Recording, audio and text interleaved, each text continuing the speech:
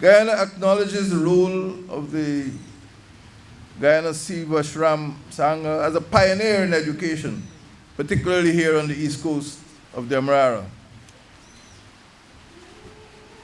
The college and school opened their doors to non-Hindus. We congratulate the Sangha on its centenary. We applaud its support for the establishment of this ashram and, of course, the school and college which are associated with it. That was President David Granger on Friday morning at the Guyana Sevashram Sangha, commonly referred to as the Cove and John Ashram. He further explained the importance of this ashram and its contribution to Guyana's society. And this ashram has become the center and a source of spiritual strength and educational enlightenment. It is committed to the elimination of ignorance, to the elimination of inequality, and to the elimination of injustice. Again, as you know your history better than I do,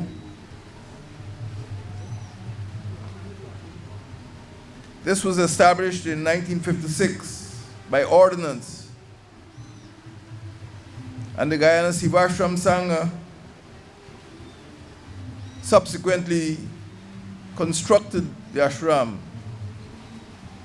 the Hindu college, and the Hindu school, of which you are students today. And the school and the college complement the work of the ashram. President Granger told the gathering that the school at the ashram is consistent with the mission of banishing ignorance while providing a vehicle for ensuring greater equality.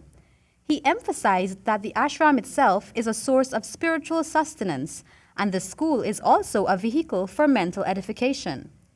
Guyana's head of state reminded that this year is also a special and historic one for the Indian population in the country. As you know, this year we mark the abolition of indentured immigration. Indentured immigration from India lasted for nearly 80 years, from 1838 to 1917. So this is the 100th anniversary of abolition.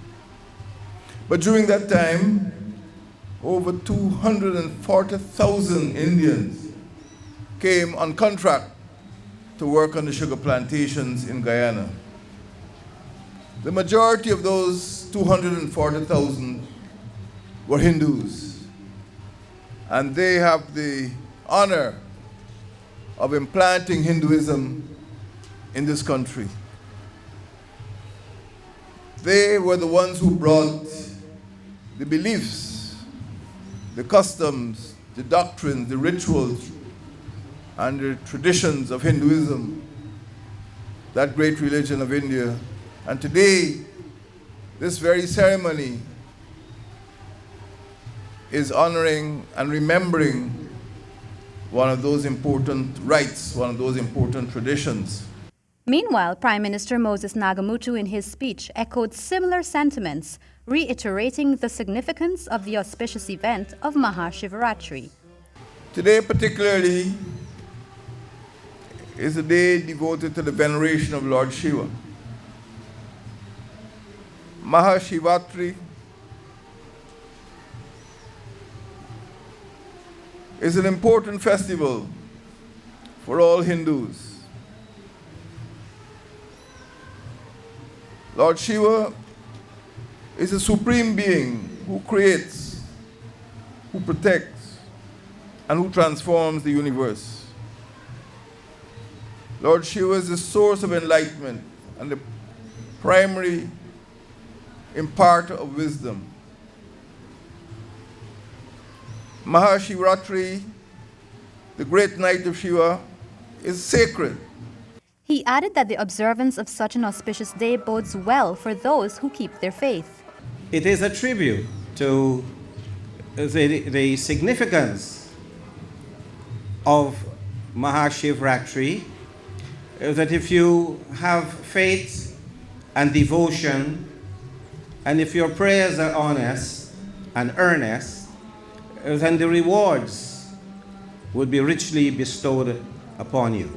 Prime Minister Nagamutu posited that it is necessary for the paying of tribute to those at the Kovan John Ashram for continuing the fine tradition of merging education with values, particularly when a lot of negative issues are surrounding youth. So many of our young people are going astray. We read horrible stories about children from schools being involved in pornography,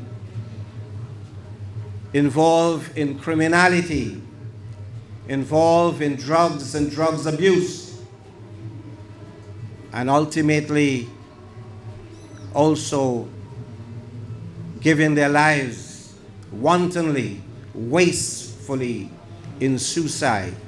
Reporting for HGP Nightly News, I am Kristen Macklingam.